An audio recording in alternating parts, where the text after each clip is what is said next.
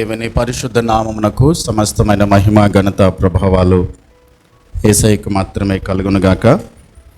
చేరవచ్చిన మీ అందరికీ మన ప్రభువును రక్షకుడైన యేసుక్రీస్తు శ్రేష్టమైన నామములో నా ప్రత్యేకమైన వందనాలు తెలియజేస్తున్నాను. మనందరం కూడా ఈ విధంగా సజీవులుగా ఉండి ఆ గొప్ప దేవుని నామమును స్తుతించడానికి, ఆరాధించడానికి, మహిమపరచడానికి దేవాతి దేవుడు మన పట్ల చూపిన ఆయన కృపను బట్టి దేవునికి మహిమ కలుగునుగాక. కొద్ది నిమిషాలు దేవుని యొక్క వాక్యాన్ని మనము ధ్యానం చేద్దాం.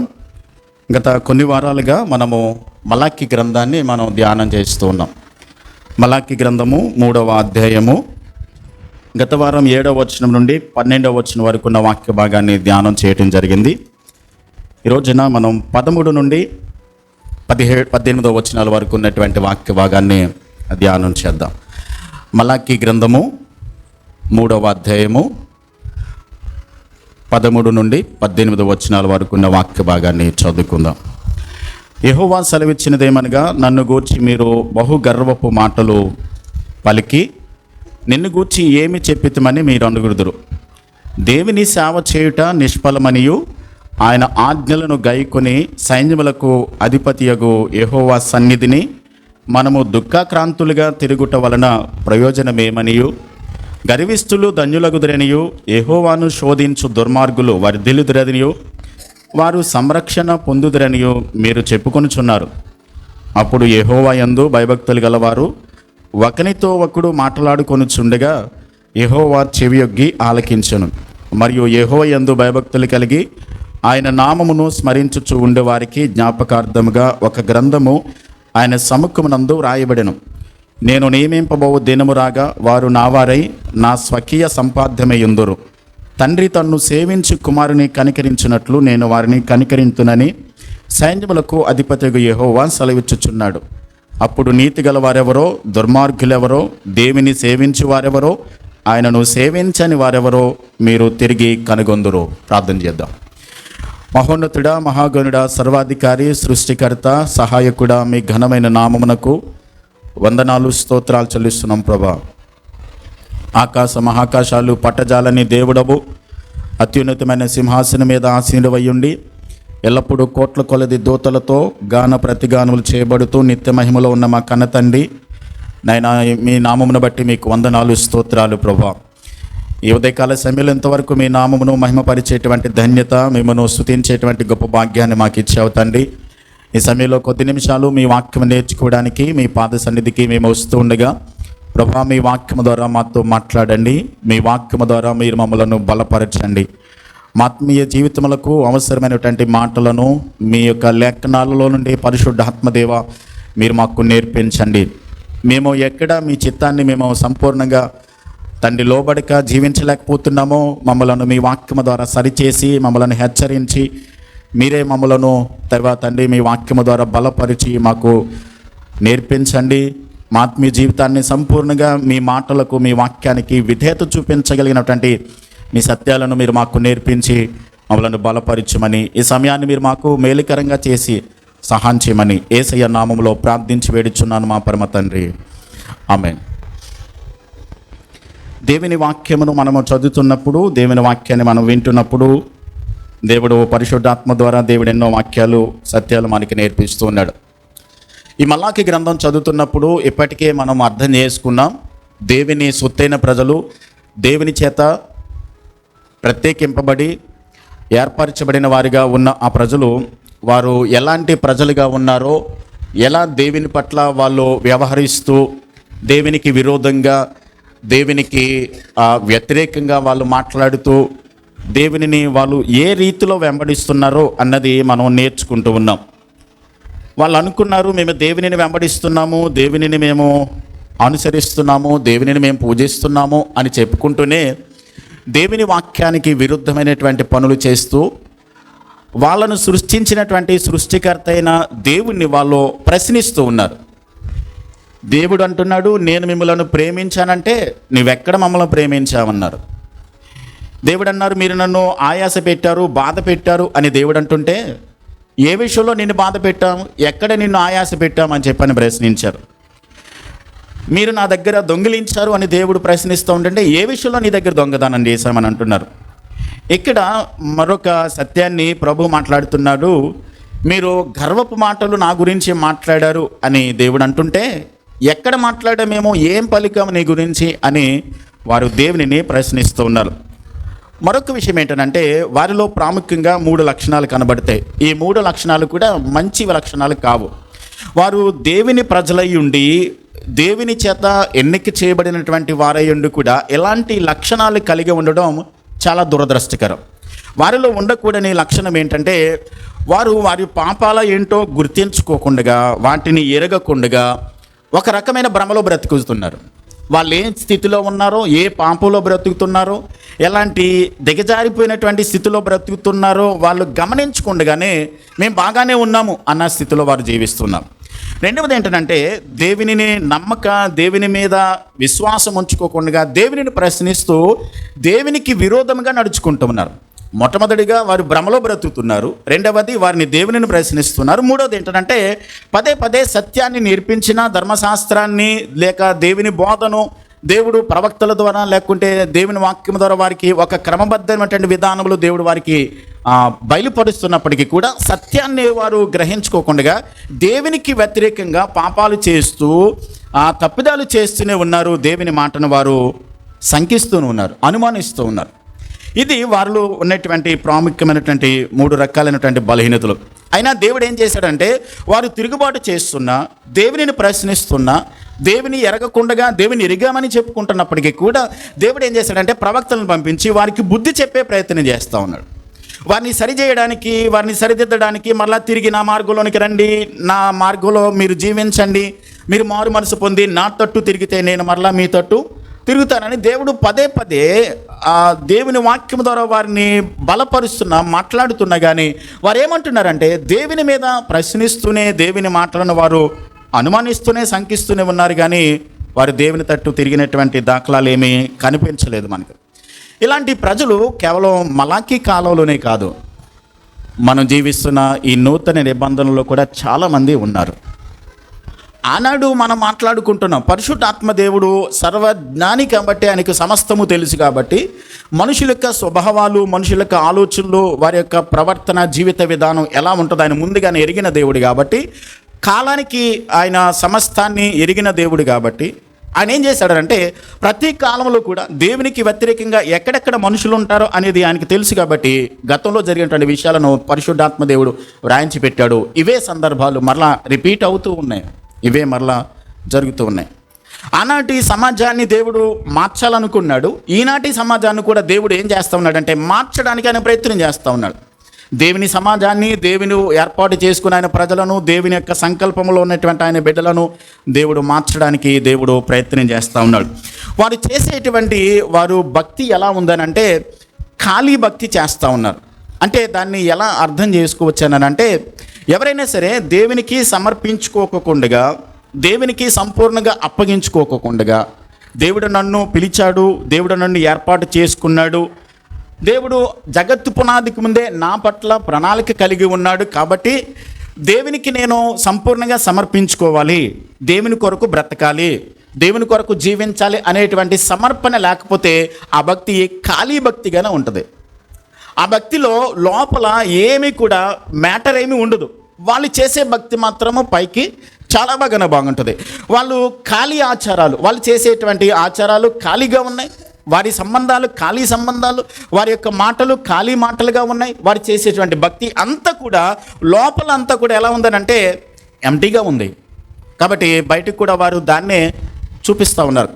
గమనించినట్లయితే లోపల ఏదైతే ఉందో అదే బయటకు వస్తుంది, అంతే కదండి. లోపల ఏది ఉందో అదే బయటకు వస్తుంది కదా. ప్రభు ఏమన్నాడంటే హృదయం నిండిన దాన్ని బట్టి నోరు మాట్లాడుతుంది, అంతే కదా. కాబట్టి వారి మనసులో ఖాళీ ఉంది, వారి మనసులో దేవునికి సరైన స్థానం లేదు, సరైనటువంటి గౌరవం లేదు, దేవుని పట్ల వారికి సరైన విలువ లేదు. కాబట్టి వారు మాట్లాడే మాటలు కూడా ఎలా ఉన్నాయంటే దేవుని గురించి ఖాళీ మాటలే మాట్లాడుతున్నారు. అంతేకాదు వారి సంబంధాలు కూడా, అంటే వారు ప్రజలతో అటు దేవునితో సరైన సంబంధం లేదు, తోటి వారితో కూడా సరైన సంబంధం వాళ్ళు లేదు.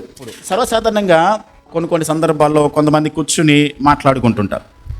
మాట్లాడుకునేటప్పుడు వాళ్ళకి ఏదైనా విషయం ఉంటే కనుక మాట్లాడేసుకున్న తర్వాత వాళ్ళు మాట్లాడుకున్న మాటలు అయిపోయినాయి. నెక్స్ట్ ఏం చేస్తారు? మీరు ఆలోచించండి. ఇప్పుడు ఏదైనా విషయం గురించి మాట్లాడుతున్నామండి, ఇద్దరు కలిసి మాట్లాడుకున్నాం, మాట్లాడుకోవాల్సిన సంగతి అయిపోయింది. నెక్స్ట్ ఏంటి? ఇక పక్కడి గురించి మాట్లాడుకోవడం, లేని వ్యక్తుల గురించి మాట్లాడుకోవడం, మూడో వ్యక్తి గురించి మాట్లాడుకోవడం. ఇక అవన్నీ ఎలా ఉంటాయన్నమాట? ఖాళీ మాటలు కదా అవన్నీ కూడా ఎంటీ కదా, అవసరం లేని మాటలు. ఇప్పుడు లేని వ్యక్తి గురించి మనము ఎక్కువ మాట్లాడుకుని, ఎక్కువ సంభాషించుకుని వాళ్ళ గురించి మాట్లాడుకోవడం వల్ల అది మనమే మన ఆత్మీయ జీవితాన్ని ఏం చేసుకుంటున్నామంటే పతన స్థితికి మనమే తీసుకుని వెళ్ళిపోతున్నాం. అయితే ఈరోజు మనము చదువుకున్నటువంటి 13వ వచనం నుండి 18వ వచనం వరకు ఉన్నటువంటి వాక్య భాగంలో ఈరోజు మన టాపిక్ ఏమంటే దేవుని సేవించుట వ్యర్థమా, దేవుని సేవించటం వ్యర్థమా అనేది మనం నేర్చుకోవడానికి ప్రయత్నించేద్దాం. 5 విషయాలు ఈ 13 నుండి 18 వచనాల వరకు కూడా గ్రంథకర్త మాట్లాడాడు. అవేంటో తొందరగా చూడడానికి ప్రయత్నించేద్దాం. మొట్టమొదటిది ఏంటంటే వారు కఠినమైనటువంటి సంభాషణ వారు మాట్లాడుతున్నారు. 13వ వచనం, యెహోవా సెలవిచ్చినదేమనగా నన్ను గూర్చి మీరు బహుగర్వపు మాటలు పలికి నిన్ను గూర్చి ఏమి చెప్పితమని మీరు అడుగుదురు. వారు దేవునితో డైరెక్ట్గా గర్వపు మాటలు మాట్లాడట్లేదు, కానీ వారు ఇద్దరు వ్యక్తులు కూర్చుని లేకుంటే కొంతమంది మనుషులు మాట్లాడుకుంటున్నప్పుడు వారి మాటల్లో దేవుని గురించి మాట్లాడుకోవలసిన సందర్భం వచ్చినప్పుడు ఎలాంటి మాటలు మాట్లాడుతున్నారంటే గర్వపు మాటలు మాట్లాడుతున్నారు, కఠినమైన మాటలు మాట్లాడుతున్నారు, మూర్ఖపు మాటలు మాట్లాడుతున్నారు, మొరటు మాటలు మాట్లాడుతున్నారు, మోటు మాటలు వారి సంభాషణలో దేవుని గురించి మాట్లాడుతున్నారు. ఇంతకు ముందే మనం గమనించాం 2వ అధ్యాయం 17వ వచనంలో, మీ మాటల చేత మీరు యెహోవాను ఆయాస పెట్టుచు దేని చేత ఆయనను ఆయాస పెట్టుచున్నామని మీరు అడుగుచున్నారే. దుర్మార్గులు యెహోవా దృష్టికి మంచివారని వారి యందు ఆయన సంతోషపడుతున్నాడని న్యాయకర్తకు దేవుడు ఏమాయనని చెప్పుకుంటున్న చేత మీరు ఆయనను ఆయాస పెడుతున్నారు, మీ మాటల చేత నన్ను బాధ పెడుతున్నారు అని చెప్పని దేవుడు అంటుంటే మేము ఏ విషయంలో నిన్ను ఆయాస పెట్టామని చెప్పని వాళ్ళు అడుగుతున్నారు. వారి పద్ధతులు మార్చుకోమని వారిని హెచ్చరించిన వారి జీవిత విధానాన్ని వారు ఏమాత్రం మార్చుకోలేదు. ఆయనను ఆయాస పెట్టే మాటలే వాళ్ళు మాట్లాడారు. ఇప్పుడేమో ఆయన గురించి గర్వపు మాటలు మాట్లాడుతున్నారు, అహంకారపు మాటలు మాట్లాడుతున్నాడు. మనిషి ఎంత త్వరగా దేవుని వైపు తిరిగితే, ఎంత త్వరగా పశ్చాత్తాపడి ఆయన వైపు తిరిగితే కనుక అంత త్వరగా మనము ఏం చేయబడతామనంటే దేవునికి దగ్గరగా రాగలుగుతాము. మన జీవితాన్ని మార్పు చెంది మారు మనసు పొంది దేవుని తట్టు తిరిగితే మనం పరిశుద్ధపరచబడతాం. మన మాటలు, మన క్రియలు, మన ఆలోచనలు, మన తలంపులు అన్నీ కూడా దేవునికి వ్యతిరేకంగా ఉన్నప్పుడు దేవుడు కోరుకునేది ఏంటనంటే మారు మనసు పొంది పశ్చాత్తాపడి దేవుని దగ్గర ఒప్పుకొని దేవునికి మనము సమీపంగా రావడానికి ప్రయత్నించే వారమైనట్లయితే తప్పకుండా దేవుని పరిశుద్ధత మనము పొందుకోగలుగుతాం. దేవుని విషయాల్లో పొరపాట్లు ఉన్నప్పుడు త్వరగా మన పాపాలను ఏం చేయాలనంటే ఒప్పుకోవాలి, మారు మనసు పొందాలి, ఆయన పాదాల దగ్గరికి మనము రావాలి, పశ్చాత్తాపడాలి. అప్పుడు మాత్రమే పరలోకాన్ని, దేవుని రాజ్యాన్ని మనము స్వతంత్రించుకోగలుగుతాం, దేవుడిచ్చేటువంటి గొప్ప భాగ్యాన్ని మనం సంపాదించుకోగలుగుతాం. ఇక్కడ వాళ్ళు మాట్లాడే మాటలు ఎలా ఉన్నాయంటే దేవుని చిత్తానికి వ్యతిరేకంగా మాట్లాడుతున్నారు, దేవుని వాక్యానికి విరుద్ధంగా మాట్లాడుతున్నారు, గర్వపు మాటలు మాట్లాడుతున్నారు, దేవుని నీతికి వ్యతిరేకంగా మాట్లాడుతున్నారు, దానికి మించి అబద్ధాలెల్లా కూడా వారు మాట్లాడుతున్నారు. అందువల్ల దేవుడు వారిని ఏం చేస్తున్నాడంటే గద్దిస్తున్నాడు. ఇక్కడ మీరు నన్ను గూర్చి మీ మాటలు గర్వపు మాటలు మాట్లాడుతున్నాడు అని చెప్పని ఇక్కడ తెలుగులో రాయబడింది, గర్వపు మాటలు అని చెప్పని. హెబ్రీ భాషలో కజాక్ అనేటువంటి ఒక హెబ్రీ పదం ఉపయోగించబడింది. హెబ్రీ పదానికి దీని ఒక అర్థం ఏంటంటే తీవ్రమైన, గంభీరమైన, బహుభయంకరమైన రీతిలో మాట్లాడుతున్నారు, నన్ను ఎదిరించి అవమానముగా చెడ్డ మాటలన్నీ నా మీద మీరు చిమ్ముతున్నారు అనేటువంటి అర్థాన్ని వస్తూ ఉంది. గమనించండి, ఒక మనిషి మరొక మనిషికి వ్యతిరేకంగా మాట్లాడుతుండడం ఇప్పటికే పాపం, అంతే కదండి.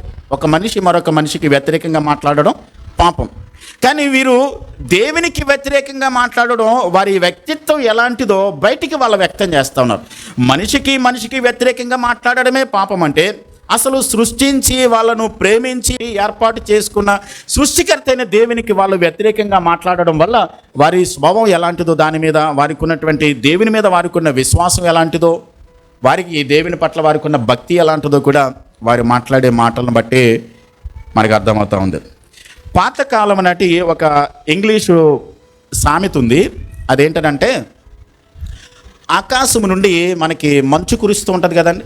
మంచు పడుతూ ఉన్నప్పుడు, మంచు పడ్డప్పుడు ఆ గడ్డి కానీ మొక్కలు కానీ చిగురిస్తాయి కదా మంచు యొక్క ఆ బిందువులకు. కానీ అదే మంచు బిందువులు గడ్డ కట్టేసి వడగండ్లులాగా పడ్డాయి అనుకోండి, నీరే, అదే మంచు నీరు, కానీ ఇవి గడ్డ కట్టి వడగండ్లలాగా పడ్డాయి అనుకోండి, ఒకప్పుడు పడ్డప్పుడు ఆ మంచు నీరే మొక్కలను ఏం చేసింది? బ్రతికించింది. గడ్డగట్టి వడగండ్లలాగా పడితే ఏ చెట్టునైతే బ్రతికించిందో అదే చెట్టుని అది ఏం చేస్తుంది? మన మాటలు కూడా అంతే, మన మాటలు కూడా అంతే. కాబట్టి ఈ మాటల ద్వారా కొంతమంది జీవితాలను మనం ఏం చేయగలుగుతాం? కట్టగలుగుతాం. ఇదే మాటల ద్వారా కొన్ని కుటుంబాలను ఏం చేస్తాం?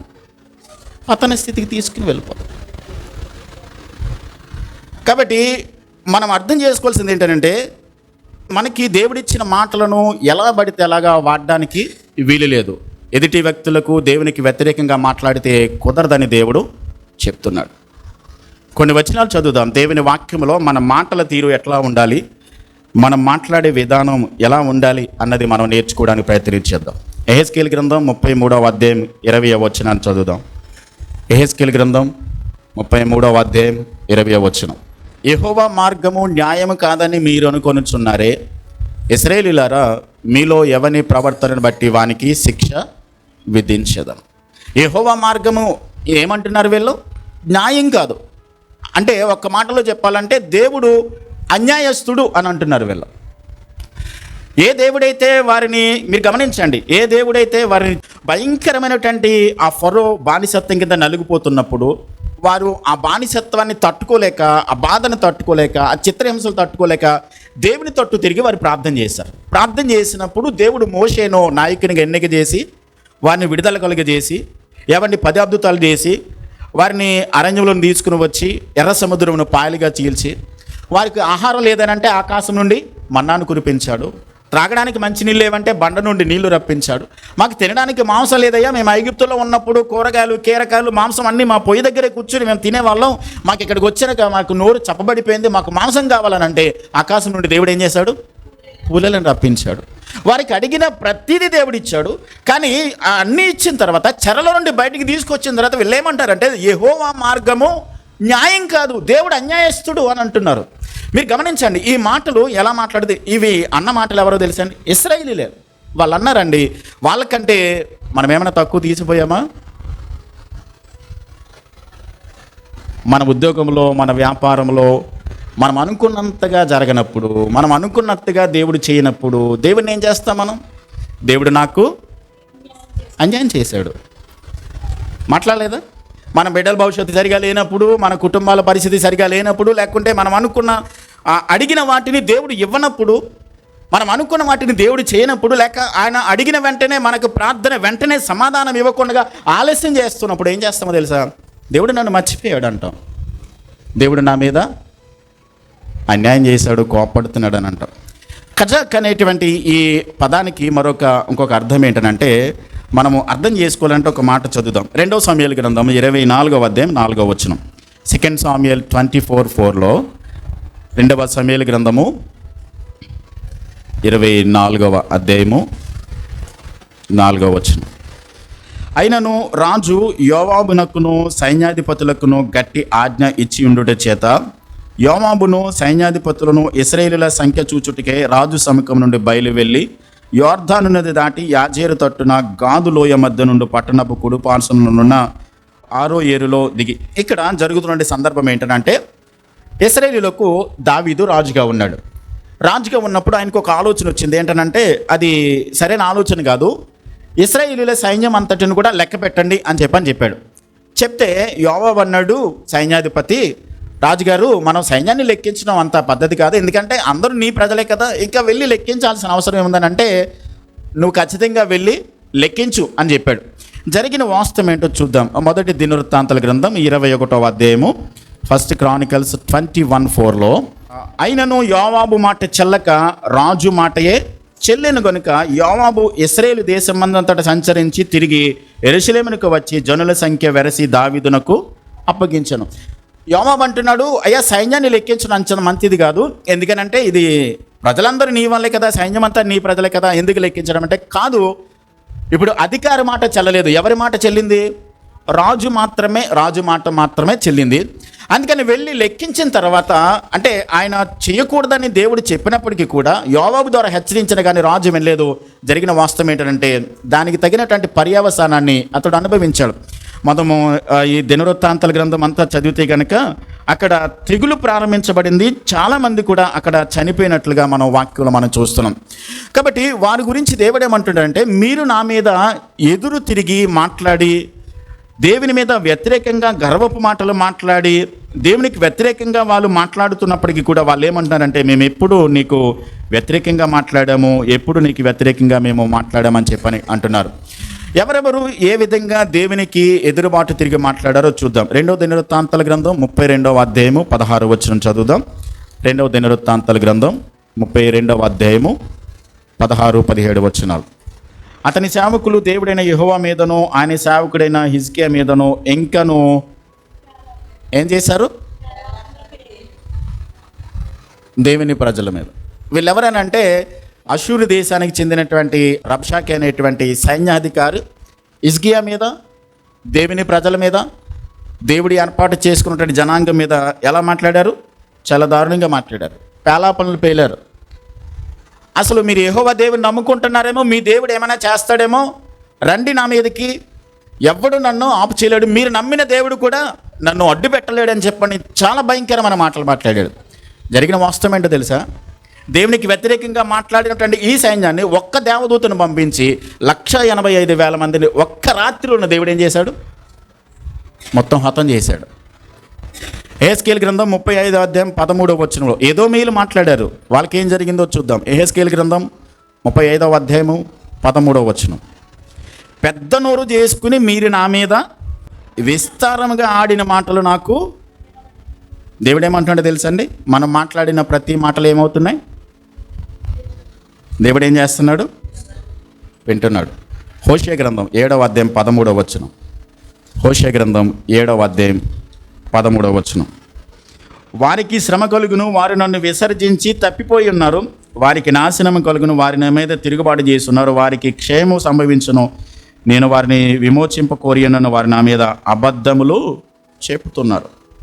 ఎవరు వీళ్ళు? ఇశ్రాయేలీలు, దేవుడు ఏర్పాటు చేసుకున్న జనాంగం, దేవుడు ఏర్పాటు చేసుకున్నటువంటి ప్రజలు వీళ్ళు.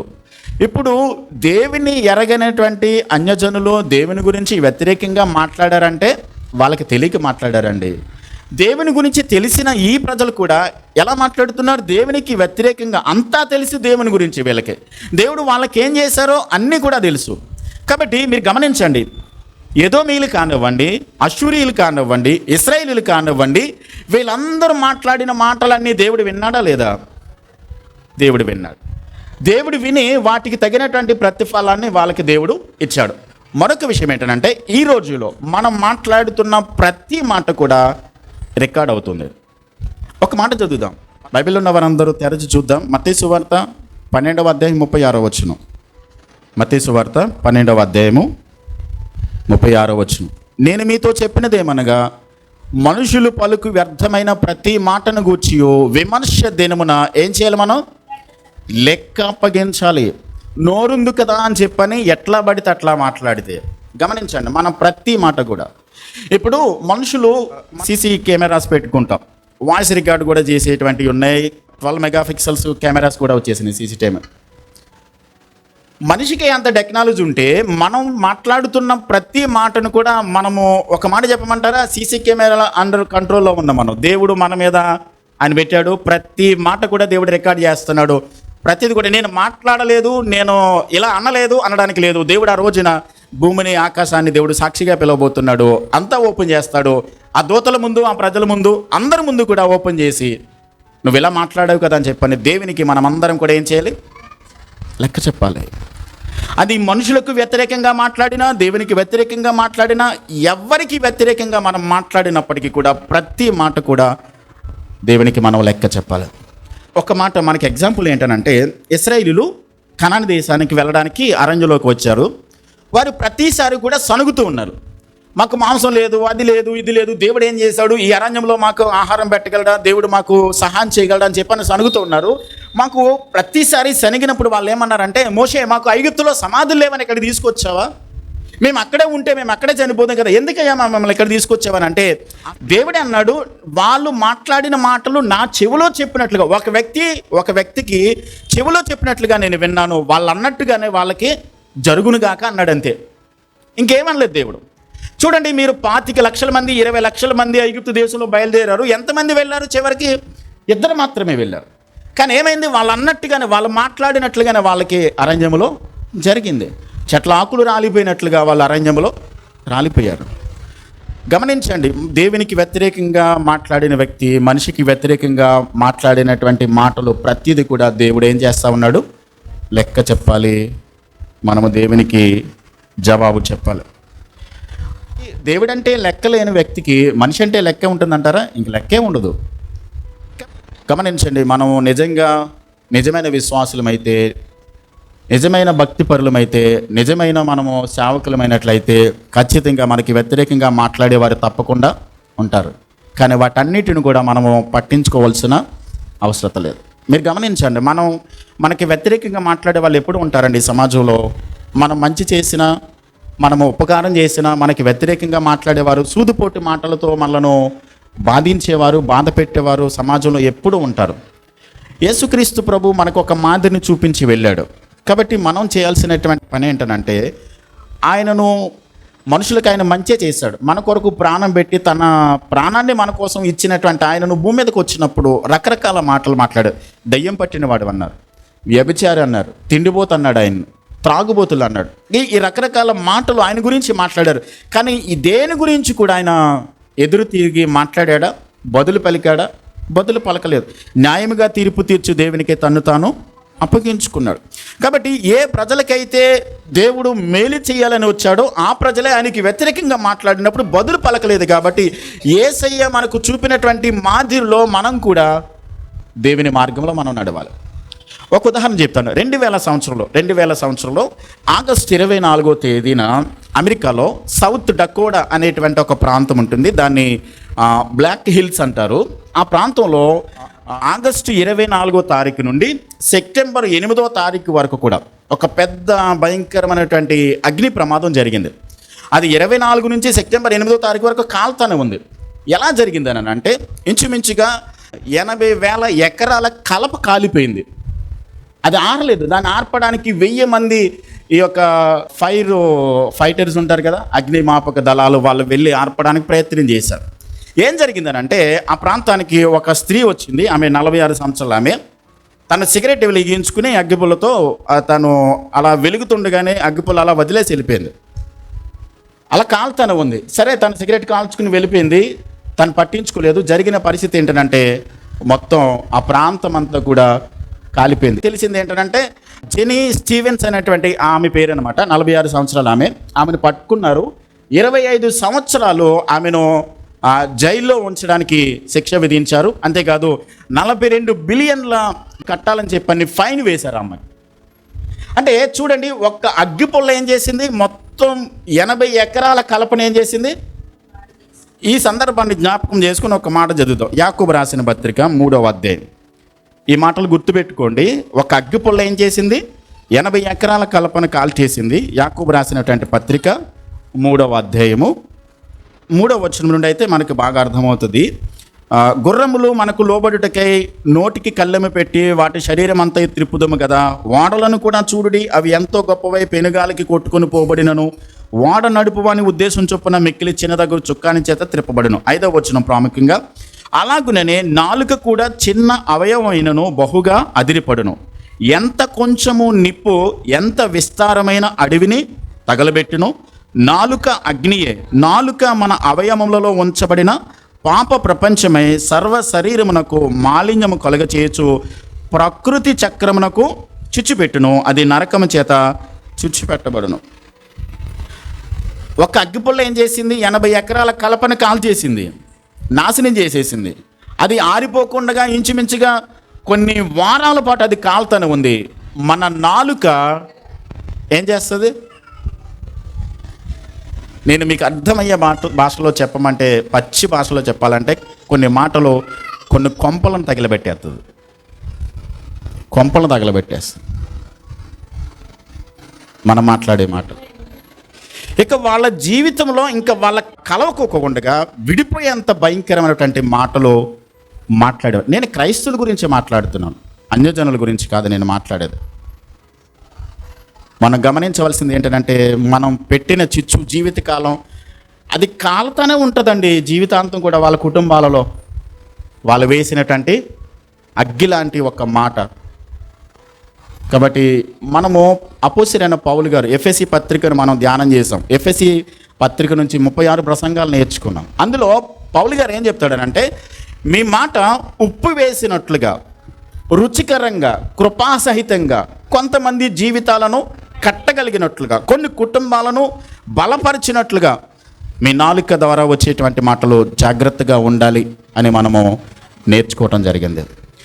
మనం గుర్తుపెట్టుకోవాలి, నోరు ఉంది కదా అని చెప్పని ఎట్లా పట్ల అట్లా మాట్లాడితే ప్రతి మాటకు మనం ఒక రోజున దేవుని ముందు నిలబడినప్పుడు లెక్క చెప్పాలి. కాబట్టి వీళ్ళు ఎలాంటి మాటలు మాట్లాడారంటే కఠినమైనటువంటి మాటలు, గర్వపు మాటలు మాట్లాడారు. అందుకని దేవుడు అంటున్నాడు, మీరు గర్వపు మాటలు, అహంకారపు మాటలు మాట్లాడారని చెప్పని ఈ మలాకి కాలంలో ఉన్నటువంటి ఆ ప్రజలతో ప్రవక్త ద్వారా దేవుడు మాట్లాడుతున్నాడు.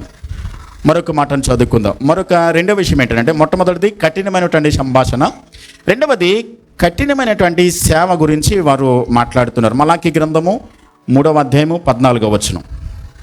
మలాకి గ్రంథము 3వ అధ్యాయము 14వ వచనం చదువుతున్నాం.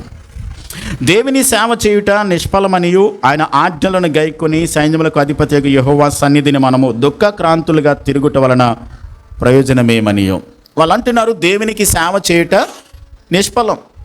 దేవుణ్ణి సేవించడం, దేవునిని ఆరాధించడం, దేవుని నామమును మహిమపరచడం అది సరైన పద్ధతి కాదు అని చెప్పి నన్ను అంటున్నారు. చూడండి, ఇశ్రాయేలులో ఫరో బానిసత్వం నుండి విడుదల పొంది ఎందుకు దేవుడు వాళ్ళకి విడుదల కలుగ చేయాలనుకున్నాడు? ఆయన ప్రాముఖ్యమైన ఉద్దేశం ఏంటంటే, వారు దేవునికి సేవ చేయడానికి. ఫరో యొక్క బానిసత్వం నుండి విడిపించడానికి మోషేని ఎందుకు పంపించాడంటే, నా ప్రజలను పంపించు, వాళ్ళు నాకు సేవ చేయాలి, వారు నాకు పూజ చేయాలి, వారు నన్ను ఆరాధించాలి అని చెప్పని దేవుడు వారితో మాట్లాడాడు. సేవ అనే దాని గురించి హెబ్రీ భాషలో షావ్ అనేటువంటి అర్థం వచ్చే విధంగా ఒక పదం వాడారు. దీని అర్థం ఏంటంటే, దేవుని సేవ చేయడం అంటే దేవునిని సేవించడం, దేవునిని ఆరాధించడం అనేది అది పనికి మాలింది అని అంటున్నారు వాళ్ళు. దేవుని సేవ వ్యర్థమైంది, దేవుని సేవ నిష్ప్రయోజనమైనది, దేవుని సేవ అది ఖాళీది అని చెప్పని వారు మాట్లాడుతున్నారు. ఇంకొక చోట ఈ మాట దేవుడు వాడాడు. నిర్గమకాండం 20వ అధ్యాయము మనం 10 ఆజ్ఞలు నేర్చుకున్నప్పుడు, మీరు యెహోవా నామమును వ్యర్థముగా ఉచ్చరించకూడదు, యెహోవా నామమును వ్యర్థముగా ఉచ్చరించు వానిని ఆయన నిర్దోషిగా ఎంచడు అని దేవుని వాక్యంలో మనం చూస్తున్నాం. కాబట్టి ఆయన నామమును మనం వ్యర్థముగా ఎలా పడితే అలా మాట్లాడడానికి వీలు లేదు. కాబట్టి ఆయన నామమును ఆరాధించడం, ఆయనకు సేవ చేయటం, ఆయనను పూజించడం, ఆయనకు మహిమ తేవడం, ఆయనకు మహిమ తెచ్చే విధంగా మనం ఆయనను ఆరాధించడం అది నిష్ప్రయోజనమైనది, అది ఉపయోగం లేనిదని చెప్పని వాళ్ళు మాట్లాడుతూ ఉన్నారు. ఇంకొక మాట ఏంటనంటే, దేవునికి సేవ చేస్తే మాకేం రాబడి లేదంటున్నారు వీళ్ళు. దేవుని మేము ఆరాధిస్తే మాకు కలిగే లాభం ఏంటి? దేవుని సేవిస్తే, దేవునికి సేవ చేస్తే మాకు వచ్చే వచ్చుబడి ఏముంది, లాభం ఏంది, ప్రాఫిట్ ఏముంది, లాభం ఏముంది అని అంటున్నారు వాళ్ళు. అదేంటండి దేవుని సేవించడం, ఆరాధించడం వల్ల వచ్చే లాభం గురించి అంటే వీళ్ళు మొట్టమొదటిగా ఏం చేశారంటే, వాళ్ళు సెల్ఫ్ సెంటర్డ్ పీపుల్గా ఉన్నారన్నమాట. అంటే దేవునికి ప్రాధాన్యత కాదు, దేవునిని సెంటర్డ్గా పెట్టుకోలేదు, కానీ వాళ్ళకు మాత్రమే వాళ్ళ జీవితానికి వాళ్ళే రాజులు అనమాట. వాళ్ళ జీవితానికి వాళ్ళే ప్రాముఖ్యమైన వాళ్ళు, వాళ్ళ జీవితానికి వాళ్ళే సెంటర్డ్గా ఉంటారు. దేవునికి కానీ, దేవుని సేవకు కానీ, దేవునిని ఆరాధించడానికి కానీ వాళ్ళు పూర్తిగా స్వార్థముతో నిండిపోయి వారి జీవితాన్ని దేవునికి కాకోకుండా దేవుని పక్కన పెట్టేసి వారి జీవితాల్లో దేవుడే మాత్రం కనబడుకోకుండా వారే స్వార్థంతో నిండిపోయారు. మేము దేవుని సేవిస్తున్నాం, ఆయనను ఆరాధించడానికి వస్తున్నాం. ఎలా ఆరాధిస్తున్నారు వీళ్ళు?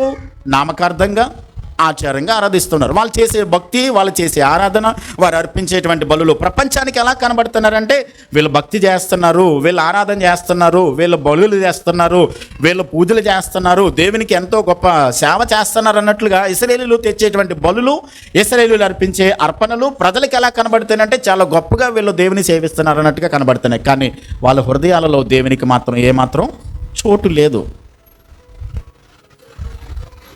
వాళ్ళు మేము ఆరాధించినా, మేము దేవుని సేవించినా దేవుడు మాకేమిచ్చాడైనా, మాకేం చేశాడు, దేవుని వలన మాకు లాభం ఏంటి అని వాళ్ళు మాట్లాడుతున్నారు. ఈ మాటలు మనం మాట్లాడకపోవచ్చండి, కానీ మన హృదయాలలో ఇలాంటి ఆలోచన ఉంటే కనుక అది సరైనది కాదు.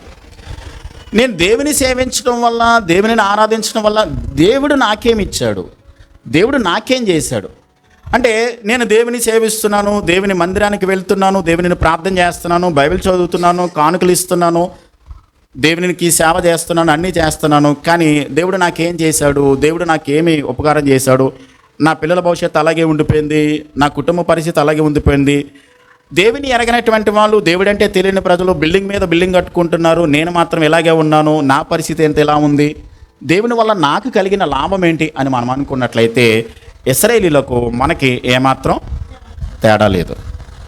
ఒకే జాబితాలో ఉన్నాం మనం అందరం కూడా. వాళ్ళకి మనకి ఏమో తేడా లేదు. గమనించండి, ఆ రోజుల్లో ఉన్నటువంటి మనుషులే ఈ రోజుల్లో కూడా ఉన్నారు. పోనీ వీరేమైనా దేవునికి యథార్థమైన సేవ చేసి, దేవునికి యథార్థంగా జీవించి, మేము భక్తి చేశాము, దేవునికి సేవ చేశాం కాబట్టి దేవుడు మాకేం ఇవ్వలేదు అని అడగడానికి ఒక అర్థం ఉంది. కానీ వాళ్ళు ఆరాధన చేసే ఆరాధన, వాళ్ళు చేసే సేవ, దేవునికి అర్పించే కానుకలు, దేవునికి తెచ్చేటువంటి బలులు, అర్పణలు, ఇవన్నీ కూడా ఎలా ఉన్నాయంటే, అసలు నాకు అసహ్యం వేస్తుంది, మీరు తీసుకురావద్దు నా దగ్గరికి, మీరు అర్పించేది నాకు వెక్కసమైపోయిందని దేవుడు మాట్లాడుతున్నాడు. అలాంటి దేవునికి హృదయానికి తృప్తి కలగ చేయలేనటువంటి భక్తి చేసి వాళ్ళు అంటున్నారు, మేము దేవునికి సేవ చేశాము, దేవునికి మేము అర్పణలు తీసుకొచ్చాము, బలులు అర్పించాము, దేవుని నుంచి మాకేమీ లాభం కలగట్లేదని చెప్పని దేవుని వాళ్ళు ప్రశ్నిస్తూ ఉన్నారు.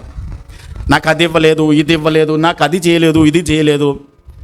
ఏమంటే ఒక మాట చెప్పమంటారా, ఈ రోజున దేవుడు మనలను అనాది కాల సంకల్పంలోనే ఏర్పాటు చేసుకున్నాం, జగత్తు పునాదికి ముందే. ఈ రోజున ఒక మాట నేను చెప్తాను, ఇక్కడ కూర్చుని వాక్యం వింటున్న మనందరి గురించి దేవుడు జగత్తు పునాదికి ముందే ప్రణాళిక వేశాడు కాబట్టి ఇక్కడికి వచ్చి వాక్యాన్ని వింటున్నాం మనం. ఇది ఎప్పుడు జరిగిందో తెలుసా? భూమి పుట్టక ముందే దేవుడు ఇక్కడ కూర్చుని వాక్యం వినాలని దేవుడు ఏర్పాటు చేశాడు. కాబట్టి ఇదేదో అన్ఎక్స్పెక్టెడ్గా ఏదో టైం ఉంది కాబట్టి వచ్చి వాక్యాన్ని వింటానన్నది కాదు. ఇది దేవుడు నిర్ణయించాడు జగత్తు పునాదికి ముందే. అందుకని మనం అందరం ఎలా కూడి దేవుని వాక్యాన్ని వింటున్నాం. ఈ రోజున మనం రక్షింపబడ్డామంటే దేవుడు మనల్ని ఏర్పాటు చేసుకున్నాడు. ఆయన మన కొరకు పాపంలో, అపరాధంలో చచ్చిన వారిగా ఉన్నప్పుడు దేవుడు తన వాక్యాన్ని మనకు ప్రకటింపజేసి, పరిశుద్ధాత్మ దేవుని ద్వారా మన హృదయాలను ఒప్పింపచేసి, మన పాపాన్ని ఒప్పుకున్న తర్వాత ఆయన రక్తం ద్వారా మనలను కడిగి శుద్ధి చేసి, నీతిమంతులుగా చేసి, పరిశుద్ధపరిచి, పరిశుద్ధాత్మ దేవుని మన హృదయాల్లో పెట్టి, దేవుడు మనకి తలాంతులనిచ్చి, దేవుని కొరకు ఉపయోగపడడానికి చేసి, ఈ లోకంలో నీతిగా యథార్థంగా బ్రతకడానికి కావలసిన అన్నిటిని కూడా పేతురు రాసిన 2వ పత్రిక 1వ అధ్యాయం 2వ వచనంలో భక్తికి, జీవానికి కావలసిన ప్రతిదీ కూడా దేవుడు ఏం చేస్తున్నాడు, మనకి సమకూర్చి పెడుతున్నాడు. మనం యథార్థంగా బ్రతకడానికి, పరిశుద్ధంగా జీవించడానికి కావలసిన రిసోర్సెస్ అన్నీ కూడా దేవుడు మనకి సమకూర్చి పెట్టి, ఆయన కొరకు జీవించిన తర్వాత, పరలోకానికి వెళ్ళిన తర్వాత దేవుడు బహుమానాన్ని ఇవ్వబోతున్నాడు. మీరు గమనించండి, మనం రక్షింపబడినటువంటి రోజు మొదలుకొని పరలోకానికి వెళ్ళి మనం బహుమతి పొందే వరకు కూడా ఈ మధ్యలో ఏమైనా మనం ప్రమేయం ఉందంటే ఏమీ లేదండి. అంత దేవుడే చేశాడు మన కోసం, అంత దేవుడే జరిగించాడు. రక్షణలోకి రావడం, ఆయన మన కొరకు పాపాలు క్షమించడం, మనల్ని పరిశుద్ధపరచడం, నీతిమంతులుగా చేయడం, బహుమానాన్ని ఇవ్వడం, దేవుని కొరకు జీవించడానికి దేవుడు ఇవన్నీ చేయడం, అన్నీ ఆయన చేసిన తర్వాత మనం ఏమంటామంటే, దేవుడు నాకేం చేశాడు, దేవుడు నాకేం జరిగించాడు, ఏమి ఇవ్వాలండి మనకి, దేవుడు ఎందుకు ఇవ్వాలండి, దేవుడు మనకి అసలు ఎందుకు చేయాలి, దేవుడు మనకి ఎందుకు మేలు చేయాలి? ఏమండి, దేవుడు ఆయన మనలను పాపంలో, శాపంలో బ్రతుకుతున్నప్పుడు చీమను నలిపినట్లుగా కాలు కింద వేసి తొక్కేసి మనలను నరకానికి దోసేస్తే ఎవడైనా అడుగుతాడు? ఆయన్ని అడిగే అవకాశం లేదు. కానీ అయినా కానీ దేవుడు మన పట్ల కృప చూపించి, ఆయనను ప్రశ్నించగలిగిన దమ్ము కానీ, ఆయనను ప్రశ్నించగలిగినటువంటి సత్తా ఎవరికి లేదు. ఆయన ఏదైనా చేయగలడు, చేయడానికి అధికారం ఉంది సృష్టి మీద, సమస్త మీద. మనమందరము పాపము చేసి నరకానికి వెళ్ళిపోవలసిన జాబితాలో ఉన్న మనలను కొంతమంది నాకు కావాలని కోరుకున్న జాబితాలో ఉన్నాం నువ్వు నేను. ప్రత్యేకించుకున్నాడు దేవుడు. ప్రపంచంలో చాలామంది డబ్బున్న వాళ్ళు ఉన్నారండి, గొప్ప వాళ్ళు ఉన్నారు, పేరు ప్రఖ్యాతలు గడించిన వాళ్ళు ఉన్నారు. వాళ్ళు రాలేదండి దేవునిలోకి, కానీ మనం రాగలిగాం. అంటే దేవుడు మన పట్ల ప్రణాళిక కలిగి ఉన్నాడు. దేవుడు ఏర్పాటు చేసుకుని రక్షించుకుని తన ప్రాణాన్ని ఇచ్చి మనకు కావలసిన ప్రతిదీ దేవుడు అనుగ్రహించి, అంతే కదండి పరిశుద్ధాత్మ దేవుడు, త్రియేక దేవుడు మనలో ఉన్నాడండి, మన హృదయాల్లో పెట్టాడండి ఆయన కొరకు బ్రతకడానికి. అంత గొప్ప భాగ్యాన్ని దేవుడు మనకి ఇచ్చినందుకు మనము చాలాసార్లు దేవుని ఏం చేస్తామంటే ప్రశ్నిస్తూ ఉంటాం. దేవుని వల్ల నాకు లాభం ఏంటి, దేవుని వల్ల నాకు కలిసి వచ్చింది ఏంటి? ఆయన ప్రేమగల దేవుడు కాబట్టి అలా చెయ్యట్లేదు, కానీ మనం దేవునిని ప్రశ్నించే స్థితిలో ఉన్నాం. అలాంటి వారి గురించి పౌలు గారు ఏమన్నాడంటే, మొదటి తిమోతి రాసిన పత్రిక 6వ అధ్యాయం 5వ వచనాన్ని చదువుదాం. మొదటి తిమోతి పత్రిక 6వ అధ్యాయము 5వ వచనం. చెడిపోయిన మనసు కలిగి సత్యహీనులై దైవభక్తి లామసాధనం అనుకున్న మనుషుల వ్యర్థ వివాదములు కలుగుచున్నవి. వాళ్ళు ఎలాంటి వాళ్ళు అంటున్నాడు పౌలు గారు? చెడిపోయిన మనసు కలిగిన వాడు. తిమోతికి రాసిన మొదటి పత్రిక 6వ అధ్యాయము 5వ వచనం. చెడిపోయిన మనసు కలిగి సత్యహీనులై దైవభక్తి చేస్తే మాకేం కావాలి? లాభం. భక్తి చేస్తే మాకు లాభం కావాలి. దేవుడు వాళ్ళ అవసరాలు తీర్చాలి, దేవుడు వాళ్ళ సమస్యలు తీర్చాలి. వాళ్ళు అనుకున్న ఒకే ఒక టార్గెట్ ఏంటంటే దేవుడు నన్ను ఆశీర్వదించాలి.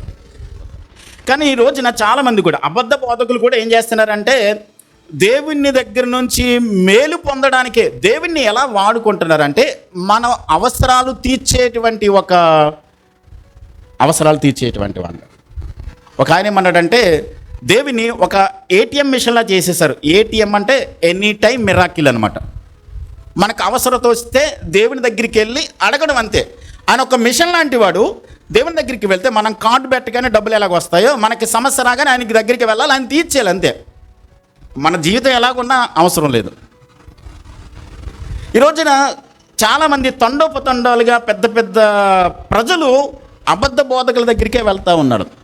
నిజానికి అందులో చాలా తక్కువ మంది రక్షింపబడిన వారు, చాలా తక్కువ మంది దేవుని ఎరిగిన వాళ్ళు, చాలా తక్కువ మంది.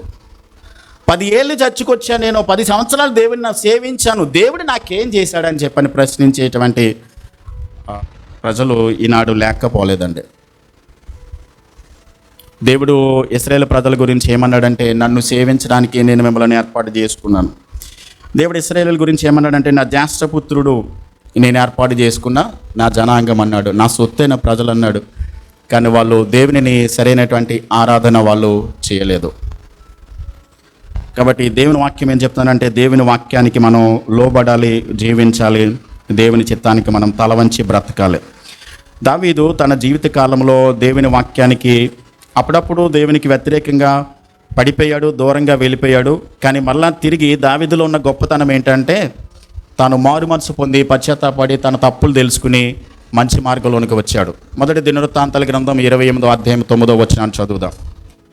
మొదటి దినవృత్తాంతాల గ్రంథం 28వ అధ్యాయము 9వ వచనం. తన కుమారుడైనటువంటి సొలొమోనుతో ఆయన ఇలా చెప్తా ఉన్నాడు.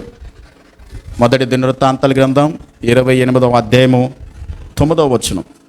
ఆయన ఇంకా చనిపోబోతున్నాడు.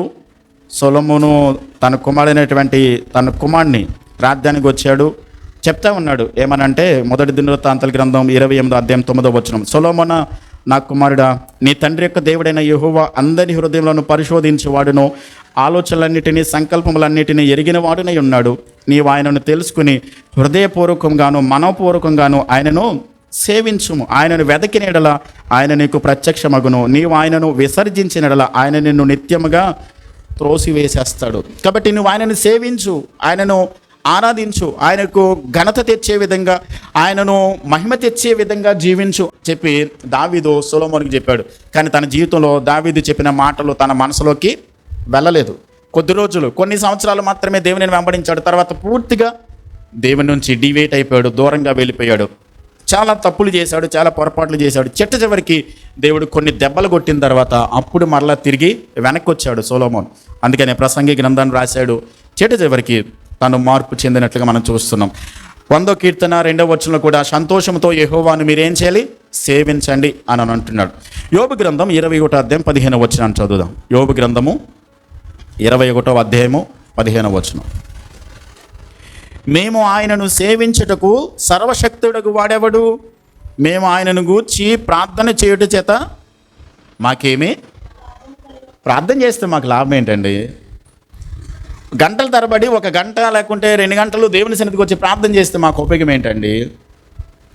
ఆ గంట కూడా నేను ఏదైనా పని చేసుకుంటే డబ్బులు సంపాదించుకోవచ్చు కదా, దేవుని సన్నిధికి వచ్చి ప్రార్థన చేయడం వల్ల మాకేంటి ఉపయోగం అని ప్రజలు అడుగుతున్నారండి. అసలు ఆయన సేవించడానికి సర్వశక్తుడికి వాడు ఎవడు?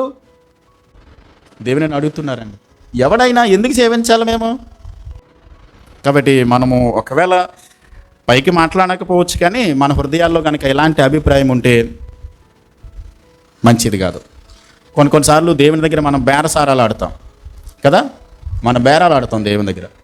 అల్లేదా, నువ్వు నాకు ఇది ఇస్తే నేను 10 ఇస్తాను. మనము బండి దగ్గరికి వెళ్ళి, దుకాణం దగ్గరికి వెళ్ళి కూరగాయలు బేరమాడినట్లుగా దేవునితో బేరమాడడానికి కుదరదండి. బేరాలు కుదరవు దేవుని దగ్గర. ఆయన మనల్ని పుట్టించాడు, ఆయన మనల్ని కలుగజేసుకున్నాడు, ఆయన మనల్ని ఏర్పాటు చేసుకున్నాడు. భక్తి అంటే దేవుని పట్ల విశ్వాసము, దేవుని పట్ల యథార్థత, దేవుని పట్ల మనము నమ్మకము, ప్రేమ, సమర్పణ, ఇవన్నీ సూచించేవండి. అలా లేకపోతే మనిషి దేవునిని పూర్తిగా ఆరాధించలేడు, దేవుని స్తుతించలేడు. ఈరోజు నేను ఫిలాసఫీ ఏమైనానంటే, దేవుని నమ్ముకుంటే లాభం లేదు, దేవుణ్ణి అమ్ముకుంటేనే లాభం. దేవుని నమ్ముకుంటే లాభం లేదు, దేవుని నమ్ముకుంటున్నారు చాలామంది కదా, చాలామంది అమ్మేసుకుంటున్నారు. ఒక ఉదాహరణ చెప్తాను. అమెరికాలో క్వీన్ మేరీ అనేటువంటి ఒక పెద్ద నౌక ఉండేది. అది 1936లో దాన్ని మొదలుపెట్టిన తర్వాత 40 సంవత్సరాలు ఆ నౌక పనిచేసిన తర్వాత దానిని ఒక కాలిఫోర్నియాలో లాంగ్ బీచ్లో దానిని ఏం చేద్దాం అనుకున్నారంటే, ఆ నౌకను తీసుకొచ్చి ఇక చాలా కాలం వాడేసాం కాబట్టి దాన్ని హోటల్గా చేద్దామని చెప్పని దాన్ని తీసుకొచ్చి దాన్ని హోటల్గా కన్వర్ట్ చేయడానికి తయారు చేస్తే, దానిలో ఉన్న పెద్ద పెద్ద వస్తువులన్నీ కూడా తెచ్చారు, దాన్ని బయటికి తీసిన తర్వాత దాని అంతటిని ఒకసారి వెరిఫై చేస్తే అది 3/4 అంగుళాలు ఉండాల్సినటువంటి ఇనుము ఏదైతే ఉందో అదంతా కూడా మొత్తం ఏమైందంటే కరిగిపోయింది, మస్తు పట్టేసి కరిగిపోయింది. దానికి 30 సార్లు పెయింట్ వేశారంట. ఆ పెయింట్ అచ్చులుగా మాత్రమే కనబడ్డది. ఇప్పుడు చూడండి, ఆ అచ్చులుగా ఉన్నటువంటి దానిని దేనికైనా ఉపయోగించగలరా? జస్ట్ దాన్ని షోకేస్లో పెట్టి చూడడానికి మాత్రమే. కాబట్టి అది ఇనుము దొరకలేదు, కాబట్టి అది ఎందుకు పనికిరాదని చెప్పని షోకేస్లో పెట్టడానికి పనికి వస్తుందని చెప్పని అలా వదిలేశాడు. కాబట్టి ఈ రోజున చాలామంది క్రైస్తవులు కూడా అలాగే ఉన్నారు. పైకి మాత్రం మనం షోకేస్లో పనికొచ్చేవారిగా ఉంటున్నాం. మన భక్తి బైబిల్ చదివినట్టుగానే ఉండొచ్చు, ప్రార్థన చేసేవారిగా ఉండొచ్చు, లేకుంటే దేవునికి సన్నిధికి వచ్చేవారిగా ఉండొచ్చు. కానీ మన భక్తి అది క్రియల్లో, మన జీవితము దేవునికి దగ్గరగా, దేవుని వాక్యానికి సరిపడనంతగా లేకపోతే మన భక్తి అది ఖాళీ భక్తిగానే ఉంటుంది. మన భక్తి దేవుడు ఆశీర్వదించే భక్తిగా ఉండదు. కాబట్టి దేవుడు కోరుకునేది ఏంటంటే నిజమైన భక్తి, ఆ భక్తిలో ఉన్నటువంటి శక్తిని మనము ఎరిగిన వాళ్ళుగా, దేవుడంటే ఎవరో, దేవుడంటే ఆయన శక్తి ఏంటో, ఆయన ప్రభావం ఏంటో, ఆయన సర్వశక్తిమంతుడు ఎలాంటి వాడో అన్నది మనలను మనమే ఎరిగిన వాళ్ళుగా దేవునికి మనల్ని మనము సమర్పించుకునే వారిగా ఉండాలి. కాబట్టి ఈవేళ మనం మాట్లాడుకోవలసినటువంటి మాటలు ఏంటంటే, మనము పైకి భక్తి గల వారిగా కాకోకుండా వాళ్ళు ఎలాగైతే గర్వపు మాటలు మాట్లాడారో, ఎలాగైతే దేవునికి సేవ చేయటం, దేవునిని ఆరాధించడం, దేవునిని సేవించడం మాకు ఏ లాభం కలిగింది అన్నట్టుగా కాకోకుండా ఇశ్రాయేలీయులు అలా ప్రశ్నించారు. కాబట్టి ఈనాటి తరంలో ఉన్నటువంటి మనం, దేవుడు మనకు ఎలాంటి హెచ్చరిక ఇస్తున్నాడనంటే, ఈ రోజున దేవుడు మనతో ఎందుకు మాట్లాడుతున్నాడంటే, మనము వాళ్ళ వలె కాదు, వాళ్ళలాగా జీవించడం కాదు, వాళ్ళ వల్లే మనం దేవునిని ప్రశ్నించడం కాదు. మన ఆత్మీయ జీవితాన్ని సరైనటువంటి వాక్యపు పునాది మీద, సరైనటువంటి వాక్యపు జీవితాన్ని మనం కొనసాగించే వారిగా ఉండాలి. దేవుడి లేకోకుండా, దేవుని సహాయం లేకోకుండా, దేవుని యొక్క కృప మనకి లేకపోతే కనుక, దేవునితో మనకి సరైన సంబంధం లేకపోతే కనుక మన జీవితము విచ్చలవిడిగా ఉంటుందండి. సరైనటువంటి దేవుని ఆశీర్వాదాలు మనం పొందలేం. మనకి బాగా తెలిసినటువంటి కీర్తన మనము ఎప్పుడు చదువుకుంటాం, 127వ కీర్తన. యెహోవా ఇల్లు కట్టించని ఎడల, దేవుడు సహాయం చేయకపోతే ఏది కూడా మనకి అదంతా ఏమవుతుంది? వ్యర్థమే. యెహోవా పట్టణమును కాపాడని ఎడల, దానికి కావలి ఎంత సెక్యూరిటీ ఉన్నా సరే దానివల్ల ఏమాత్రం ప్రయోజనం లేదు. మీరు వేకువనే లేచి చాలా రాత్రి అయిన తర్వాత పండుకొనుచు కష్టార్జితమైనటువంటి ఆహారం తినచ్చు, వేకువనే 4 o'clock 3 o'clock లేచి ఏమండి తొందరగా మనం పనులన్నీ చేసుకుని ఉద్యోగాలకు పరిగెత్తుకుంటూ వెళ్ళి చాలా లేటుగా పడుకుని, ఎప్పుడో లేచి ఎప్పుడో లేటుగా పడుకుని, ఎంత కష్టపడి చేసినా దేవుని ఆశీర్వాదం లేకపోతే అదేమంటాడంటే వ్యర్థమే. కాబట్టి దేవుని సహాయం మనకు ఉండాలి, దేవుని హస్తం మనకు కావాలి, దేవుని కృప మనల్ని వెంబడించాలి. దేవుడి కృప కనుక మనకి లేకపోతే, దేవునికి తగినటువంటి భక్తిని, తగినటువంటి యథార్థతను, తగినటువంటి విశ్వాసాన్ని, దేవునికి పరిపూర్ణంగా విధేయత చూపించడం అనేది మన జీవితాలలో లేకపోతే ఆ భక్తి ఏమవుతుంది? వ్యర్థమే అవుతుంది. టైం అవుతుంది, ఇంకా ముందుకు వెళ్తాను నేను. మరొక మాట 15వ వచనాన్ని చదువుకుందాం. 15వ వచనం.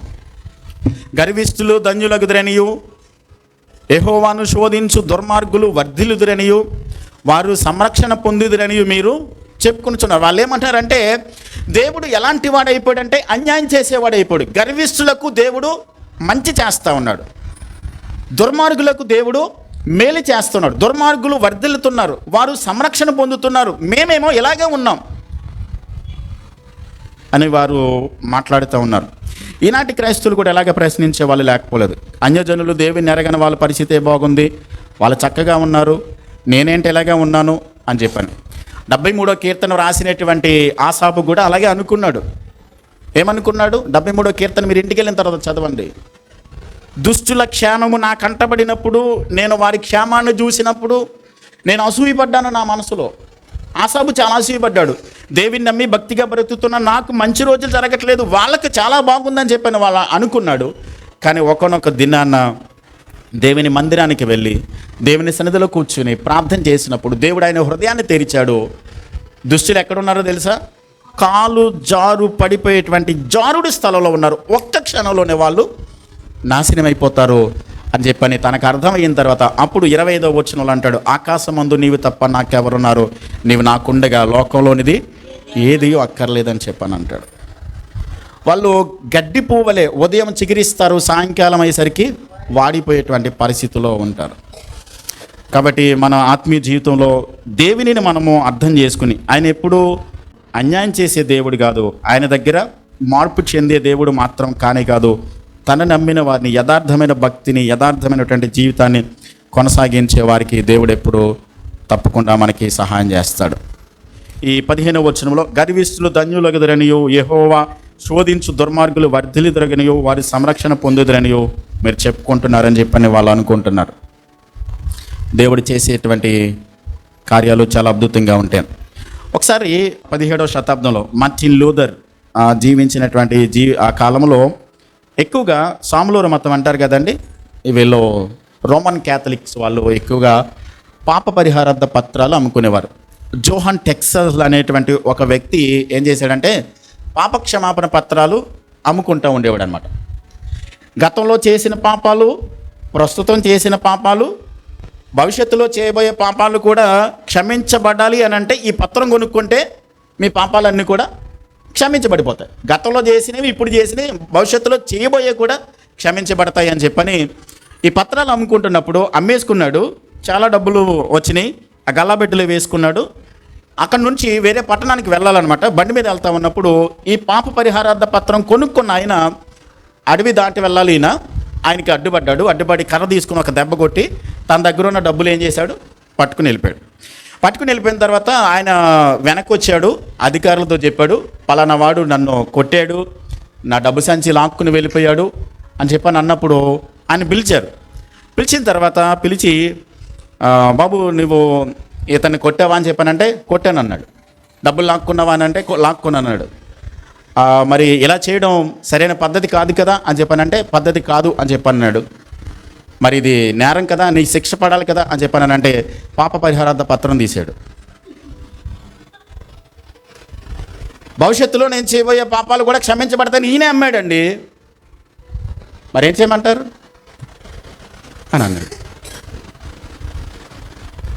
కాబట్టి ఆలోచించాలి. కాబట్టి మన ఆత్మీయ జీవితం జాగ్రత్తగా మనము కాపాడుకునే వారిగా ఉండాలి. 16వ వచనం, అప్పుడు యెహోవా యందు భయభక్తులు గలవారు ఒకరితో ఒకడు మాట్లాడుకొనుచుండగా యెహోవా చెవియొగ్గి ఆలకించును. మరియు యెహోవా యందు భయభక్తులు కలిగి ఆయన నామమును స్మరించుచూ ఉండే వారికి జ్ఞాపకార్థముగా ఒక గ్రంథము సముఖమందు వ్రాయబడెను. దేవుడంటే వీరికి భయము, దేవుడంటే అపారమైన గౌరవం, దేవుని యందు భక్తి కలిగినటువంటి ప్రజలు ఇక్కడ కనబడుతూ ఉన్నారు. ఇంతవరకు కూడా దేవునికి వ్యతిరేకంగా, దేవుని ప్రశ్నించి, దేవుని ఆయాస పెట్టి, దేవుని బాధ పెట్టి, దేవుని దగ్గర దొంగతనం చేసి ఈ మనుషులే కనబడ్డారు. కానీ ఇక్కడ 16వ వచనం వచ్చేసరికి దేవుని యందు భయభక్తులు కలిగినటువంటి ప్రజలు కనబడుతూ ఉన్నారు. దేవుని యందు భయభక్తులు కలిగి ఉండడం అంటే అర్థం ఏంటండి? దేవుని యందు భయభక్తులు కలిగి ఉండడం అంటే సామెతల గ్రంథం 8వ అధ్యాయం 13వ వచనంలో యెహోవా యందు భయభక్తులు కలిగి ఉండుట చెడుతనాన్ని అసహ్యించుకోవడం. దేవుని యందు భయభక్తులు కలిగి ఉండడం అంటే చెడుతనాన్ని అసహ్యించుకోవడం. ఎలాగంటే దేవునికి ఏదైతే చెడుగా కనబడుతుందో అది కూడా మనకి ఎలా కనబడాలి, చెడుగానే కనబడాలి. దేవునికి ఏదైతే ఇష్టమో దానిని మనము ఇష్టపడేవారిగా ఉండాలి. దేవుడు దేన్నైతే కోరుకుంటాడో, దేవుడు దేన్నైతే అంగీకరిస్తాడో, దేవుడు తన యొక్క చిత్తాన్ని మన పట్ల బయలుపరిచి దేవుడు దేన్నైతే ప్రేమిస్తాడో దానిని మనం కూడా ప్రేమించినప్పుడు మాత్రమే చెడుతనాన్ని మనం అసహించుకున్నట్లు. మంచిదేదో చెడ్డదేదో వివేచించడానికి దేవుడు తన వాక్యాన్ని ఇచ్చాడు. దేవుని వాక్యాన్ని చదువుతున్నప్పుడు ఏది మంచిదో ఏది చెడ్డదో దేవుని వాక్యం ద్వారా మనకి అర్థమవుతుంటుంది. చెడుతనాన్ని అసహించుకున్నాము అని అంటే మనలో ఏముందన్నమాట, దేవునికి మనం భయపడుతున్నామని. చెడుతనాన్ని అసహించుకోవడం లేదని అంటే దేవుని భయం మనలో బొత్తిగా లేదని అర్థం. చూడకూడనివి చూస్తున్నాము, మాట్లాడకూడనివి మాట్లాడుతున్నాము, చేయకూడనివి చేస్తున్నామని అంటే మనలో బొత్తిగా ఏం లేదన్నమాట, దేవుడంటే భయం లేదు. ఒక మాట చెప్పమంటారా, ఈనాడు చాలామంది దేవుని బిడ్డలు క్రైస్తవులని చెప్పుకుంటున్న వారు కూడా ఇంకా కావాలని ఉద్దేశపూర్వకంగా పాపం చేయడానికి గల కారణం ఏంటో తెలుసా? దేవుడి భయం వాళ్ళకి లేదంతే. దేవుడు నన్ను చూస్తున్నాడు, దేవుని కనుదృష్టి నా మీద ఉంది కాబట్టి దేవుడు తప్పకుండా నేను చేసిన ప్రతిదానికి ఒకరొక రోజున ఆయన తీర్పు తీర్చబోతున్నాడు అనేటువంటి ఆలోచన ఉంటే గనక పాపం చేయకుండా పవిత్రంగా బ్రతుకుతారు. ఇక్కడ చెడుతనం ఏంటో వివరించాడు. గర్వం మాటలు మాట్లాడారు వాళ్ళు, అహంకారపు మాటలు మాట్లాడారు, దుర్మార్గపు మాటలు మాట్లాడారు, కుటిలమైన మాటలు మాట్లాడారు. కాబట్టి వాటిని అసహించుకుంటే గనక నీవు దేవునికి భయపడతావు, దేవుడు అంటే మనకి గౌరవం ఉందని అర్థం అనమాట. 2వ దినవృత్తాంతముల గ్రంథం 16:9 వచనంలో యథార్థ హృదయం తన ఎడల యథార్థ హృదయం గల వారిని బలపరచుటకై యెహోవా కనుదృష్టి లోకమందంతటా సంచారం చేస్తుంది. ఎవరైతే ఆయనకు భయపడుతున్నారో, ఎవరైతే ఆయనకు విధేయత చూపిస్తున్నారో, ఎవరైతే దేవుని మాటలకు లోబడి పరిపూర్ణంగా దేవునికి అప్పగించుకుంటున్నారో వారిని దేవుడు కనుదృష్టి వాళ్ళ మీద పడుతుంది. గమనించండి, దేవునికి భయపడడం మనకి చేతనైతే మీరు గమనించండి, మీరు ఏ ఉద్యోగం చేస్తున్నా, ఏ వ్యాపారం చేస్తున్నా, ఏ స్థలంలో ఉన్నా, ఎక్కడున్నా సరే దేవుడు నన్ను చూస్తున్నాడు అనేటువంటి ఆలోచనతో మనము భయం కలిగి దేవునికి భయపడి కనుక మనం జీవిస్తే, కొంతమంది అనొచ్చు, ఏవండి పలానా వాళ్ళు నన్ను కిందకి తొక్కేస్తున్నారండి, నేను పైకి రాకుండా నన్ను అణిచివేస్తున్నారండి, నేను అభివృద్ధి చెందలేకపోతున్నాను పలానా వాళ్ళ అని చెప్పని మీరు మాట్లాడుతుండొచ్చు. కానీ నేను ఒక్క మాట చెప్తాను, దేవుని సేవకునిగా దేవునికి భయపడడం మనకి చేతనైతే కనుక నువ్వెక్కడున్నా సరే దేవుని కనుదృష్టి నీ మీద పడుతుంది. ఆయన చేపట్టుకుని పైకి లేవనెత్తుతాడు. తప్పకుండా దేవునికి భయపడిన వారిని దేవుడు వర్ధల చేస్తాడు. దేవుడు తప్పకుండా దేవుడు కృప చూపిస్తాడు. దేవుని కన్నులు లోకమంతా ఏం చేస్తూ ఉన్నాయి, సంచారం చేస్తున్నాయి యథార్థత కలవారిని బలపరచడానికి. ఒకరితో ఒకరు మాట్లాడుకుంటున్నారు వీళ్ళు, దేవుని యందు భయభక్తులు కలిగినటువంటి వారు. వాటన్నిటిని కూడా దేవుడు తన గ్రంథంలో జ్ఞాపకార్థ పుస్తకంలో రాసుకుంటున్నాడు. జ్ఞాపకార్థ పుస్తకంలో రాసుకుంటున్నాడంటే ఆయన మర్చిపోతాడనా? లేదు, ఆయన సర్వజ్ఞానిని దేవుడు, ఆయన మర్చిపోయే దేవుడు కాదు. ఎందుకనంటే నేను చేసిన మంచి పనులు, నేను చేసిన మంచి క్రియలు దేవుడు తప్పకుండా గుర్తుపెట్టుకుని నాకు తగిన ప్రతిఫలం ఇస్తాడని మనకు హెచ్చరిక కలగడానికి జ్ఞాపకార్థ గ్రంథంలో దేవుడు రాయించి పెట్టాడు. కాబట్టి ఆయన మర్చిపోతాడని కాదు, ఆయనకు గుర్తుండదని కాదు. కాబట్టి ఈ రోజున మనము దేవుని సన్నిధికి వస్తున్న మనం చేసే ప్రతి పని, మనం మాట్లాడే ప్రతి మాట, మనం చేస్తున్న ప్రతి విషయాన్ని కూడా దేవుడు లెక్క రాసుకుంటున్నాడు. ఒక్కొక్క రోజున తప్పకుండా దేవుడు దానికి తగినటువంటి ప్రతిఫలాన్ని ఇస్తాడనేటువంటి సత్యాన్ని వాక్యం మనకి స్పష్టంగా నేర్పిస్తూ ఉంది. కాబట్టి ఇప్పటికి 4 విషయాలు నేర్చుకున్నాం. అంటే కఠినమైన సంభాషణ వాళ్ళు మాట్లాడారు, కఠినమైనటువంటి సేవ చేశారు. సేవ చేయడం మాకేమీ ఉపయోగం లేదని చెప్పని అనుకున్నారు. 3వది కలిసి రాని భక్తి, మేము భక్తి చేస్తే మాకేమి లాభం కలిగిందని చెప్పని అన్నారు.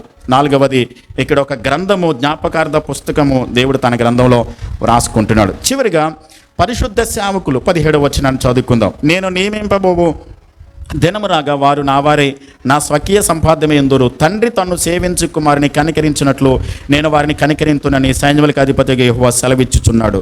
అప్పుడు నీతి గల వారెవరో, దుర్మార్గులెవరో, దేవుని సేవించు వారెవరో, ఆయనను సేవించని వారెవరో మీరు తిరిగి కనుగొందరు. తండ్రి తన కుమారుని సేవించినట్లు నేను వారి పట్ల కనికరాన్ని చూపిస్తాను. దేవుడు అంటున్నాడు, మీరు నాకు స్వకీయ సంపాద్యంగా ఉంటారు, నేను ఏర్పాటు చేసుకున్న నా సొత్తుగా ఉంటారు. ఆ రోజున ఆ మహాదినము అంటే దేవుని యొక్క నేను నియమింపబో దినం అని అంటే యేసుక్రీస్తు 2వ రాకడలో దేవుడు ఏం చేయబోతున్నాడు తెలుసా? విశ్వాసిని అవిశ్వాసిని, గోధుమలను గురుగులను, ఏవండి పొట్టును గింజలను, బుద్ధి కలిగిన కన్యకలను బుద్ధి లేని కన్యకలను దేవుడు ఏం చేయబోతున్నాడు? వేరు చేయబోతున్నాడు, సెపరేట్ చేయబోతున్నాడు. ఇక్కడ అదే రాశాడు 18వ వచనంలో, నీతి గల వారెవరో, దుర్మార్గులెవరో, దేవుని సేవించి వారెవరో, దేవునిని సేవించని వారెవరో ఆ రోజున నేను సెపరేట్ చేయబోతున్నాను. ఈ రోజున నా ప్రశ్న ఏంటంటే, ఒకవేళ గనక ఈరోజే దేవుని రాకడ జరిగితే, ఒకవేళ కనుక ఈరోజే మన ఊపిరి ఆగిపోతే ఏ గుంపులో ఉంటాం? దేవుని సేవించే గుంపులో, బుద్ధి కలిగినటువంటి కన్యకల గుంపులో, గోధుమలు అనేటువంటి గుంపులో, దేవుడు ఏర్పాటు చేసుకున్నటువంటి జనాంగంలో, ఆయన సొత్తైన ప్రజల గుంపులో ఉంటామా? దేవుడు ఎరగదు, నాకు తెలీదు, మిమ్మల్ని ఎప్పుడు ఎన్నడూ ఎరగను అని చెప్పని దేవుడు చెప్పే మాటలో ఉంటాము. మళ్ళా గుర్తు చేస్తున్నాను, చాలాసార్లు చెప్పాను ఈ ఉపమానం. మత్తయి సువార్త 25వ అధ్యాయంలో 10 మంది కన్యకలు ఉన్నారు. 10 మంది కన్యకల దగ్గర ఏమున్నాయి? దివిటీలు ఉన్నాయి. 10 మంది కన్యకలు ఎక్కడికి వెళ్ళారు? పెండ్లి కుమారునే ఎదుర్కోవడానికి వెళ్ళారు. 10 మంది కన్యకలు కూడా పెండ్లి కుమారుడు రావడం ఆలస్యం అవుతుందని తెలియగానే వాళ్ళు 10 మంది కలిసి ఏం చేశారు? పడుకుని నిద్రపోయారు. పెండ్లి కుమారుడు వస్తున్నాడని చెప్పని మధ్యరాత్రిలో స్వరం వినబడింది. 10 మంది కూడా ఏం చేశారు? తిరిగి లేచారు. 10 మంది కూడా దివిటీలు సిద్ధం చేసుకున్నారు. కానీ 5 దగ్గర నూనె ఉంది, 5 దగ్గర నూనె లేదు. వీళ్ళు వెళ్ళి అడిగారు, మాకు నూనె ఇమ్మని. మాకు సరిపోదు, మీరు దుకాణం దగ్గరికి వెళ్ళి కొనుక్కోమన్నారు. వీళ్ళు కొనుక్కోవడానికి వెళ్ళారు. ఈలోపు పెండ్లి కుమారుడు రానే వచ్చాడు. సిద్ధపడిన వారు లోపలికి వెళ్ళిపోయారు. అంతటా తలుపు, వీళ్ళు సిద్ధం చేసుకుని దుకాణం దగ్గర నూనె పట్టుకొని వచ్చి తలుపు కొడతా ఉన్నారు. అయ్యా మాకు తలుపు తీయమని. లోపల నుంచి స్వరం వినబడుతుంది, మీరెవరో నాకు. 10 మంది కలిసే వెళ్ళారుగా, 10 మంది దగ్గర దివిటీలు ఉన్నాయిగా, 10 మంది కలిసే పడుకున్నారుగా, 10 మంది కూడా వస్తున్నాడని తెలియగానే లేచారు కదా, సిద్ధం చేసుకున్నారు కదా. కానీ 5 పక్కకు వెళ్ళిపోయారు, 5 లోపలికి. ఈరోజు నా ప్రశ్న ఏంటంటే, మనం ఎక్కడ ఉంటాం? లోపలికి వెళ్ళే గుంపులో ఉంటామా, బయట ఉంటామా? మనల్ని మనం చెక్ చేసుకుందాం. ఒకవేళ దేవునికి వ్యతిరేకంగా ఈ ఇశ్రాయేలీయులు మాట్లాడినటువంటి మాటలు ఏవైనా మన జీవితాలలో ఉన్నాయేమో, యథార్థత లేకుండా అవిశ్వాసముతో, అపనమ్మకంతో దేవునిని సేవించడం వల్ల, దేవునిని ఆరాధించడం వల్ల, దేవునికి ఇవ్వడం వల్ల, దేవునికి యథార్థంగా బ్రతకడం వల్ల, దేవునికి భయపడి జీవించడం వల్ల నాకు కలిగే లాభం ఏంటని ఒకవేళ అలాంటి స్థితిలో ఉన్నామేమో, మనల్ని మనం చెక్ చేసుకుందాం, దేవుని దగ్గర ఒప్పుకుందాం, క్షమించమని అడుగుదాం, దేవుని సహాయాన్ని కోరుకుందాం, ప్రార్థన చేద్దాం. తలలు వంచండి, కళ్ళు మూయండి. చెప్పబడిన వాక్యాన్ని జ్ఞాపకం చేసుకుని మన హృదయాలను చెక్ చేసుకుని ఒక్క నిమిషం ప్రార్థన చేద్దాం. ఎవరికి వాళ్ళే ఎత్తబడే గుంపులో ఉండే స్థితిలో ఉన్నామా, లేక మనము మీరెవరో నాకు తెలీదు అనే గుంపులో మనం ఉన్నామా? మనల్ని మనమే చెక్ చేసుకుందాం, పరీక్షించుకుందాం. బలహీనతలు ఉంటాయి. మనం పడిపోయామని, దేవునికి దూరం అయ్యామని దేవుడు మనల్ని త్రోసివేసేసి ఆయన సన్నిధి నుండి మనల్ని నెట్టివేసే దేవుడు కాదు. మారు మనసు పొంది పశ్చాత్తాపడి దేవుని దగ్గరికి వచ్చి, దేవా నన్ను క్షమించండి, నన్ను కడగండి, శుద్ధి చేయండి, నా ప్రతి అవిధేయతను ప్రభా నేను తెలుసో తెలియకో చేశాను, నన్ను క్షమించండి, మన్నించండి అని దేవుని దగ్గర ఒప్పుకుంటే క్షమిస్తాడు దేవుడు, కృపనిస్తాడు, ఆయన సన్నిధికి చేర్చుకుంటాడు, మనకు శక్తినిస్తాడు, మన పరిస్థితిని మారుస్తాడు. ఆయన కొరకు నమ్మకంగా బ్రతకడానికి దేవుడు కృపనిస్తాడు. ప్రార్థన చేద్దాం. ప్రేమ కలిగిన మా ప్రియ కన్న తండ్రి, పరలోకపు దేవ, యేసయ్యా మీకు స్తోత్రాలు. మహాగణుడవు, మహోన్నతుడవు, సర్వాధికారివి, సృష్టికర్తవు. నేను మీ వాక్యం ద్వారా మీరు మాతో దినదినము మాట్లాడుతున్నారు, దినదినము మీ వాక్యం ద్వారా హెచ్చరిస్తున్నారు. మీరు మమ్మల్ని ప్రేమిస్తున్నారు కనుకనే మా జీవితాన్ని సరిచేయడానికి మీరు ఇష్టపడుతున్నారు ప్రభా. మీకు వ్యతిరేకంగా, మీ చిత్తానికి వ్యతిరేకంగా ఏవైతే బలహీనతలు మాలో ఉన్నాయో వాటిని మీ వాక్యం ద్వారా ఎత్తి చూపించి మేము సరిదిద్దుకోవడానికి మరొక అవకాశాన్ని మీరు మాకు ఇస్తున్నందుకే తండ్రి మిమ్మల్ని స్తుతిస్తున్నాం ప్రభా. మీ కృపను దేవా మా పైన చూపించి, నేను మీకు అవిధేయత, మాలో ఉన్నటువంటి అవిశ్వాసము, మాలో ఉన్నటువంటి అపవిత్రత ఏవైతే మేము కలిగి ఉండి నేను మీ చిత్తాన్ని మేము వ్యతిరేకిస్తున్నాము, ప్రతి పాపాన్ని మీ దగ్గర ఒప్పుకుంటున్నాం. క్షమించండి, మీ రక్తంతో కడిగి శుద్ధి చేసి ప్రభా మరొక అవకాశాన్ని ఇచ్చి మీ చిత్తానుసారంగా జీవించడానికి మీ కృపను ఈ వాక్యాన్ని విని ప్రార్థిస్తున్న ప్రతి ఒక్కరికి మీరు అనుగ్రహించండి ప్రభా. మమ్మలను చూసిన వారు, మా ఆత్మీయ జీవితాన్ని చూసినటువంటి వారు నిజమైన భక్తిని చేసేవారిగా మా జీవితాల ద్వారా మీ నామమునకు మహిమ కలిగే విధంగా కృపనివ్వండి. మేము ఎక్కడున్నా, ఏం చేస్తున్నాం, అన్ని విషయాలలో, అన్ని సందర్భాల్లో మీకు మాత్రమే మహిమ తెచ్చే బిడ్డలుగా, మిమ్మల్ని ఘనపరిచే విధంగా మీ కృపనివ్వండి. సహాయం చేయండి తండ్రి. వాక్యాన్ని విని తీర్మానించుకుంటున్న మీ బిడ్డలను పరిశుద్ధాత్మదేవ, వారిని మీరు బలపరిచి మీరు వచ్చే రాకడ వరకు, మా తుద ఊపిరి వరకు కూడా మీలో నమ్మకస్తులుగా కొనసాగే కృపను ప్రతి ఒక్కరికి అనుగ్రహించి మేలు చేసి కాపాడి మీ నామమునకు మాత్రమే మహిమ తెచ్చుకునమని యేసయ్య నామములో ప్రార్థించి వేడుచున్నాను మా పరమ తండ్రి. ఆమేన్.